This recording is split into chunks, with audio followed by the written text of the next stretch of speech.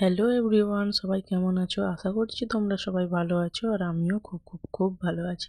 তো আজকে সকালটা হচ্ছে যে রবিবার দিন, আর রবিবার হচ্ছে যে আজকে পূর্ণিমা পুজো, যেহেতু এই জন্য আমি একটু ভোর ভোরই উঠে গেছি। অন্য দিন তো দেরি করেই উঠি, কিন্তু আজকে ভোর ভোর উঠে গেছি। উঠেই প্রথমে দেখি না আমার শাশুড়ি মা সবার আগে উঠে গেছে, দিয়ে ছড়া আর উনুনের পোঁচ তুলে নিয়েছে। তারপরে আমি বাড়িটা ঝাঁটিয়ে এই যে এখন লাতা বুলিয়ে দিচ্ছি। আর ওই পাকার ঘরে আর কি লাতা বুলানোর জল দিয়ে ভালো করে লাতা বুলিয়ে দিয়েছি। ওইটা আমাদের রোজ দিনকারই আর কি কাজ। তারপরে রান্নাঘরটাও এই যে এখন ঝাঁট দিতে চলে এসেছি, আর ঝাঁট নিয়েছি আর একটু গোবর নিয়ে এসেছি জেঠিমাদের ঘর থেকে, আর মাটি দিয়ে ভালো করে উনান চালটা লেপবো বলে। আর এই যে দেখো লেপা পোছা করে নিচ্ছি। আজকে যেহেতু পূর্ণিমা, আর অনেক দিন এই রান্নাঘরে রান্না হয়নি, তোমরা তো দেখেইছো, তোমাদের সঙ্গে শেয়ার করেছি যে বাইরে রান্না হয় উনুনটায়, এই জন্য রান্নাঘরে রান্না হয়নি। কিন্তু এবার হচ্ছে যে আমাদের জ্বালানও নেই, বেশি যে গাছপালা আছে যে জ্বালনের অভাব নেই তা নয়, জ্বালন নেই, এই জন্য আবার গ্যাস ভরে নিয়ে আসবে। এই জন্য বললাম যে রান্নাঘরটাও তাহলে পরিষ্কার পরিচ্ছন্ন করে নিই। লেপা পোছাটা এই দেখো কত সুন্দর হয়েছে। এখনও রান্না হয়নি, হবে কাল থেকে, যেহেতু আজকে একটা নিমন্ত্রণ আছে, সেখানেই খেতে যাব। তারপরে এই জন্য সেখানটায় লেপা পোছা করে চলে এসেছি। আর তোমাদের কীরকম লাগে আমার ভিডিও সেটাও জানিও লেপা পোছার। তারপরে এই যে তোমাদের দাদাভাইয়ের গাড়িটা এখন বের করে নিয়েছি আমি। ওরা সবাই ঘুমিয়েছিল, দয়েডে ঘুমায়, আমার শ্বশুর শাশুড়ি আমার ভাগ্নিও যে। তো সেই বিছনা কাঁথা সব গুড়িয়ে নিয়েছি, দিয়ে এখন ঝাড় দিয়ে দিচ্ছি।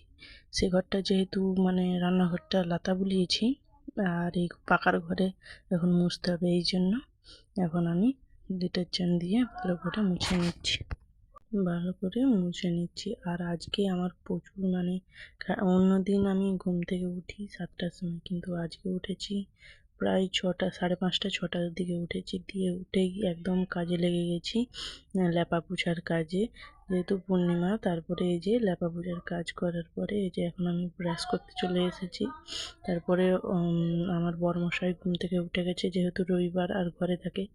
আর ঘুম থেকে ওঠার পরে আমি এই যে এখন বিছানাটাও ভালো করে গুছিয়ে নিচ্ছি। তারপরে গা হাত ধুয়ে যে এখন অনেকটাই রোদ বেরিয়ে গেছে, আর জামা কাপড়ও সব কিছুটা কেচে তোমাদের সঙ্গে আর শেয়ার করিনি, সব কাচাকুচি করে একদম মিলিয়ে যে দেখাচ্ছি একদম।